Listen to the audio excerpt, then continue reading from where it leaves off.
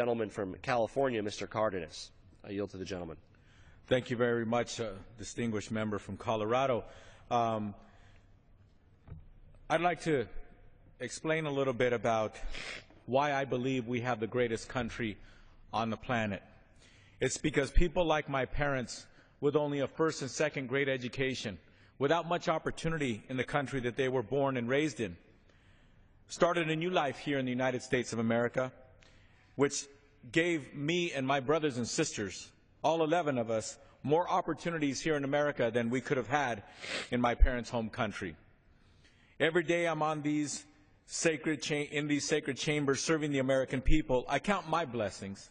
I personally know what comprehensive immigration reform can accomplish, not only for 11 million undocumented people who are already our neighbors and friends, but for American businesses and the U.S. economy. I mentioned about my mother and father with a first and second grade education and how their children got to go to college. We have doctorate degrees, master's degrees, bachelor's degrees.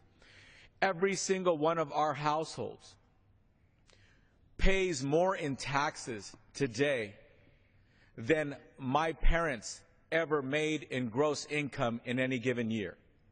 I point that out, it's because this country was founded on immigrants. And it's that immigrant spirit that today is creating more jobs than American-born citizens.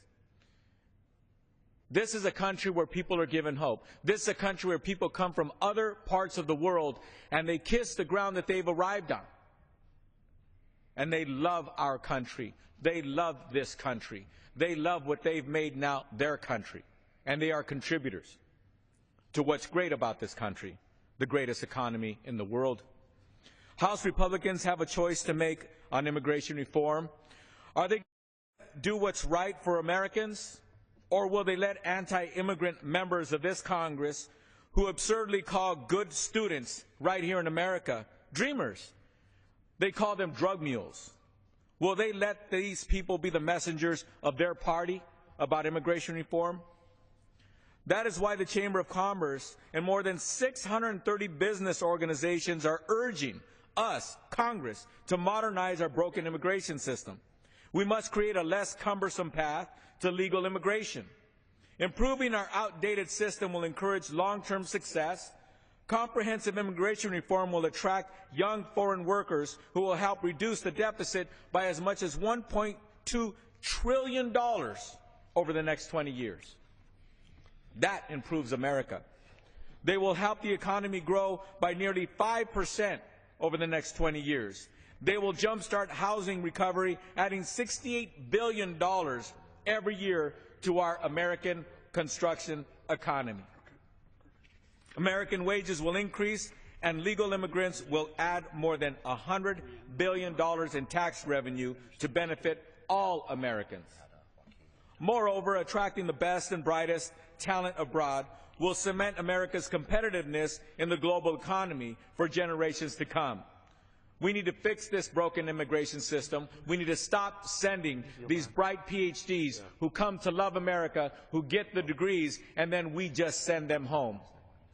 When they want to stay here and create a company that will employ American citizens, create wealth for American citizens right here on our soil. 40% of Fortune 500 companies were founded by immigrants or their children. Tech giants like Google, eBay, and Intel were founded by first or second generation Americans.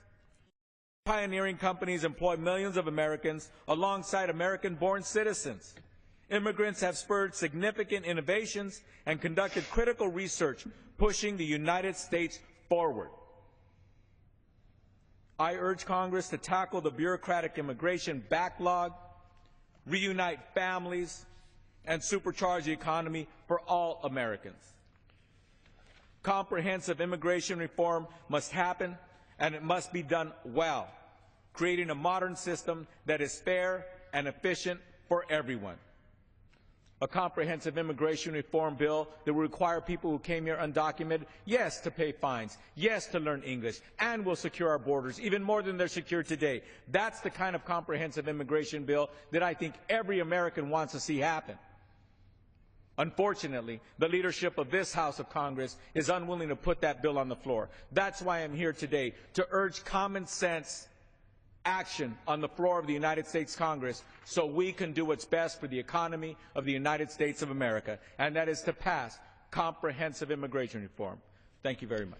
Thank the gentleman from California, who's been a terrific leader in the fight to fix our broken immigration system, for his heartfelt and comments. I wanted to quote from last week a Wall Street Journal op-ed that criticized the Republicans' failure to act. Now, it's not every day that the Wall Street Journal criticizes the Republicans in harsh words. It's kind of one of those man-bite-dog stories. But they didn't mince words. The Wall Street Journal wrote, "Republicans have killed immigration reform for now. But a recent study shows that in the real economy, it's needed." The irony is that many Republicans who support handouts to farmers oppose reforms that wouldn't cost taxpayers a dime and would help the economy, end quote. So rather than help farmers succeed in the private sector by hiring employees they want, the Republicans are seeking to keep them on the public dole, giving them taxpayer money, rather than allowing to operate in the marketplace and sell their products at the market. The Nonpartisan Congressional Budget Office found that the Senate Comprehensive Bill, which H.R. 15 is based on, would raise wages for Americans by $470 billion, create an average of 121,000 jobs for American citizens, and increase the growth of our GDP by 3.3%. Polls continue to show, poll after poll, that vast majorities of the American people support immigration reform. Republicans, Independents, Democrats, every demographic, every state support immigration reform.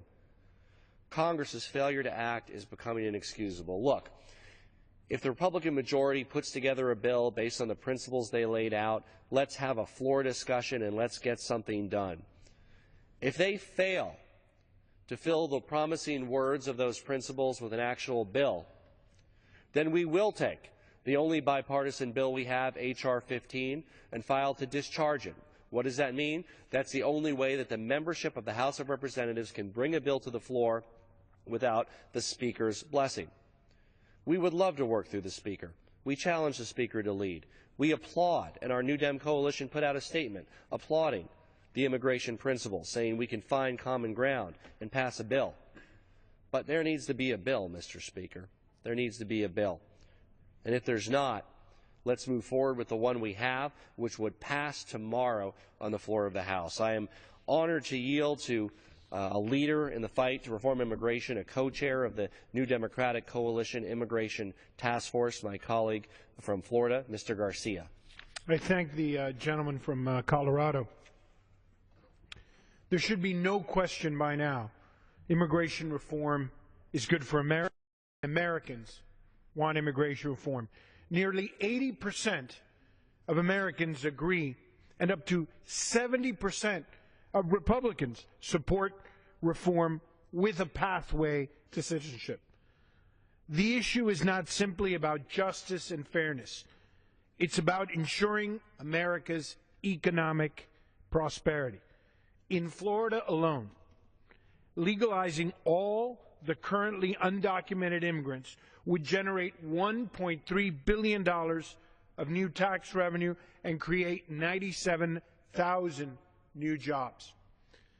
Mr. Speaker, fixing our broken immigration system will help small businesses expand, foster innovation, increase productivity, raise wages, and help create thousands of jobs. Comprehensive immigration reform makes all Americans better, makes our country richer, and makes opportunity for all. You know, Mr. Speaker, one of the great tragedies of some countries is they fail to realize what they're truly good at. If there is something that America is better than any other nation at, is making Americans. Throughout the history of this great nation, generation after generation, we have made new Americans, better Americans, and a greater America. The statement Mr. Polis mentioned earlier, referring to Dreamers as drug mules, was ludicrous. But doubling down on those remarks was downright